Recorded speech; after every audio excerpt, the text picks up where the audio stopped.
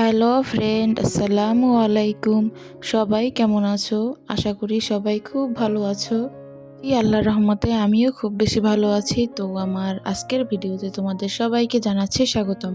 যদি ভিডিওটি ভালো লেগে থাকে তাহলে বলবো প্লিজ অবশ্যই আমার ভিডিওতে একটি লাইক দিয়ে যাবে আর সেই সাথে সুন্দর একটি কমেন্টস করবে।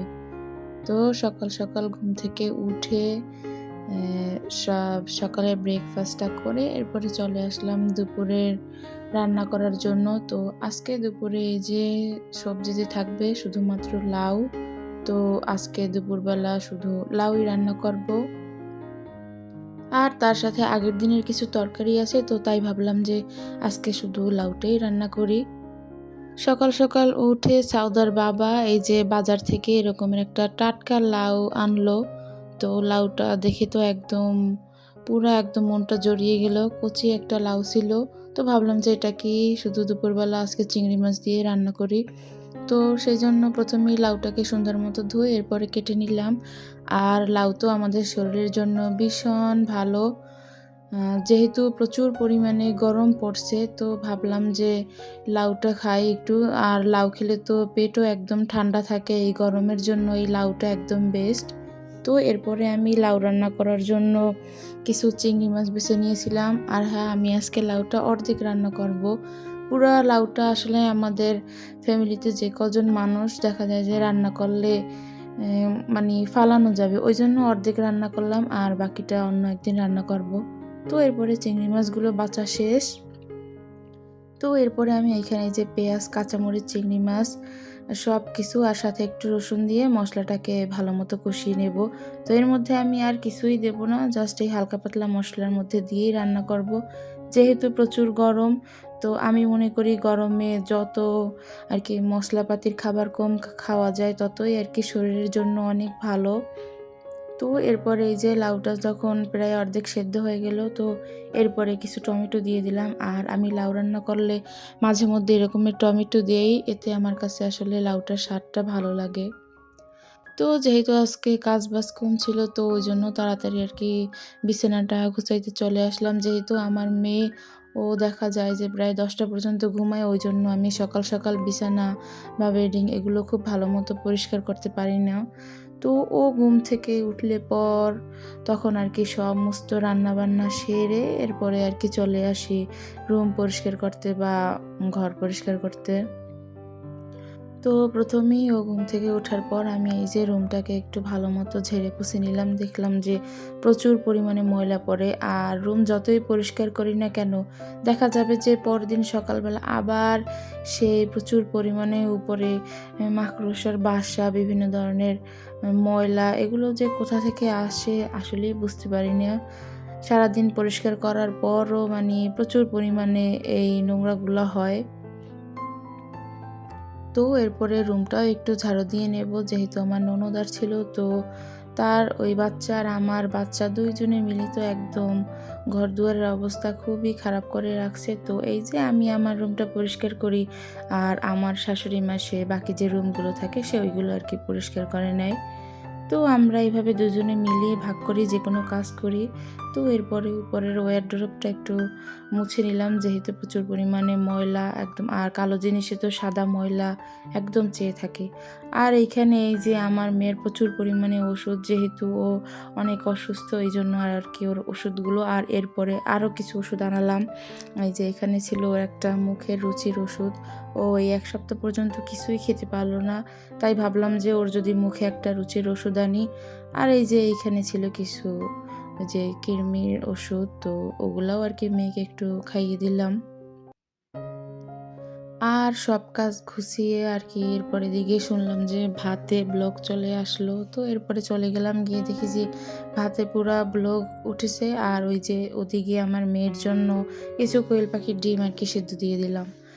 তো রান্নাবান্না শেষে দুপুরের এরপরে এই যে বিকেলের নাস্তায় বানাবো যে হচ্ছে আজকে গোলাপ জামুন। তো আমার এটা আসলে প্রথমেই ফার্স্ট ট্রাই, তো ভাবলাম যে আপনাদের সাথে একটু শেয়ার করি যে ফার্স্ট ট্রাইতে আমি কতটুকু গোলাপ জামুন বানাতে আর কি সক্ষম হলাম। তো প্রথমে আমি এই যে 3 কাপ চিনি আর সাথে 6 কাপ পানি এটা মিলিয়ে নিলাম। এটা হচ্ছে গিয়া মিষ্টির শিরার জন্য। তো এরপরে আমি এটার মধ্যে 2টা এলাচ একটু উপর থেকে ফাটিয়ে দেব, যেন ভিতর থেকে একটা স্মেল আসে এলাচের। তো ফাটানো শেষ, এবার চুলায় শিরাটা দিয়ে দেব। তো শিরাটা এটাকে আমি ফুটতে দেব, আর এবার বাকি কাজগুলো সেরে নেব মিষ্টি বানানোর। তো প্রথমে আমি রুম টেম্পারেচারে থাকা 2টো ডিম একটা বাটিতে ভেঙে নেব, আর এরপরে এর সাথে অ্যাড করব 2 চা চামচ চিনি। আর কেউ যদি একটা ডিম বানাতে চান একটা ডিম দিয়ে, তাহলে সব উপকরণগুলো হাফ হাফ হয়ে যাবে। তো 2টা ডিমের জন্য এখানে আমি 2 চা চামচ চিনি দিলাম, আর দিয়ে দিলাম সাথে 2 চা চামচ পানি, আর সেই সাথে দিয়ে দেব 1 চা চামচ তেল। তো এগুলো দিয়ে এরপরে আমি ডিমটাকে একদম ভালো মতো ফেটিয়ে নেব। তো ফেটানো শেষ, এবার এটাকে এক সাইডে রেখে আমি এবার শুকনো উপকরণগুলো চেলে নেব মিষ্টি বানানোর জন্য। তো প্রথমে আমি এখানে 1 কাপ গুঁড়ো দুধ দিলাম, আর সেই সাথে হাফ কাপ পরিমাণ ময়দা দিয়ে দিলাম। আর এরপরে দিয়ে দেব এখানে বেকিং পাউডার প্রায় 2 চা চামচের মতো। তো দিয়ে এরপর আমি এগুলোকে ভালো মতন আর কি একটু মিক্স করে নেব, মানে চেলে নেব। চেলে নেওয়ার পর এরপর আমি এগুলোকে সব হাত দিয়ে আবারও একটু ভালো মতো মিক্স করে নেব, যেন কোথাও কোনো কিছু না লেগে যায়, সব কিছুর সাথে যেন একদম মিক্স হয়ে যায়। এরপরে আমি এই যে অল্প অল্প করে ডিমটা দিয়ে আমি এখানে যে ডোটা ওইটা আর কি ভালো মতো মেখে নেব। পুরো ডিমটা দিয়ে দেব না, মানে আমার যতটুকু লাগে ততটুকু দিয়েই আমি মাখাবো। তো ওই যে অতটুকু ডিম আমার একদম বাড়তি রয়ে গেছে। তো এরপরে আমার মাখানো হলে পরে আমি 1 চামচের মতো এখানে ঘি দিয়ে দিলাম। ঘিটা যেহেতু ফ্রিজে রাখছিলাম ওই জন্য আর কি একটু শক্ত ছিল, তাই আমি হাত দিয়ে ঘিটাকে একটু ভালো মতো চটকিয়ে নিচ্ছিলাম। তো ঘিটা দিয়ে এবার আবার একটু ভালো মতো মেখে নেব। তো মাখানোর শেষে এটাকে আমি আধা ঘন্টার মতো একটু রেস্টে রেখে দেবো, যেন এটা একটু শক্ত হয়ে যায়। আর এদিকে আমি একটা প্লেটে কিছুটা ঘি নিয়ে নিলাম, আর ঘিটা আমি প্লেটে দিয়ে একদম চারদিকে ছড়িয়ে নেব, যেন মিষ্টিটা রাখার সময় প্লেট থেকে খুব সহজেই তুলতে পারি। আর এদিকে আমার 2 হাতেও একদম ভালো মতো ঘিটা মাখিয়ে নেব। তো মাখানোর শেষে এরপরে আমি এই যে এখানে কিছুটা ডো নিয়ে নেব। তো প্রথমে আমি হাত দিয়ে নিছিলাম, পরে ভাবলাম যে একটা চামচ দিয়ে নেই, তাহলে দেখা যাবে যে সব মিষ্টিগুলোর শেপ একদম এক হবে।